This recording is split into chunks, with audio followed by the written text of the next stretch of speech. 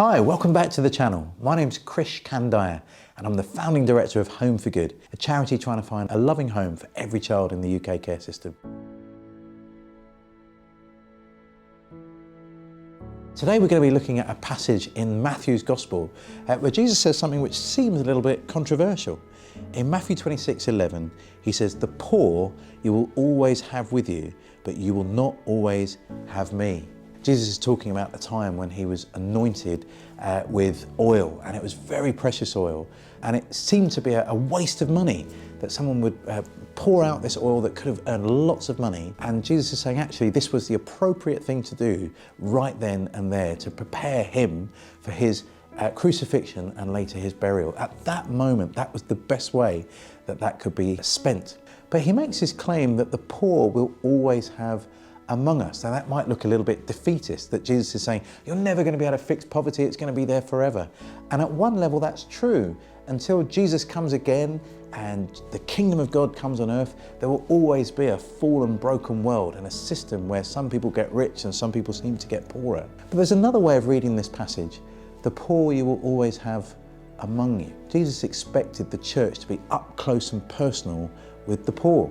The poor weren't supposed to be a project on the other side of town that you dropped off goods or money or help to, and then you retreated back to your own space. The poor were always going to be among the church. And for me, that relates to the work that I do.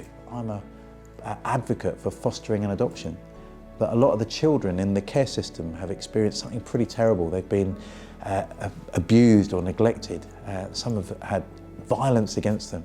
And for us, these children are not a project that we visit every now and again. They're among us, they're part of our family. We have breakfast, lunch and dinner together. We have Christmas together. We go on holiday together. We have everyday life together. And for me, that's how God likes to relate to vulnerable people. He isn't a God that's far away. He has time and space and energy and love and compassion. And so when you're thinking about pursuing justice, justice isn't supposed to be a hobby. It isn't supposed to be something you do on your off hours for a few days a week or a few hours a month. Justice is supposed to be a lifestyle that every second that we're alive, every time that we're breathing, we're thinking about how can we care for those that are in need around us.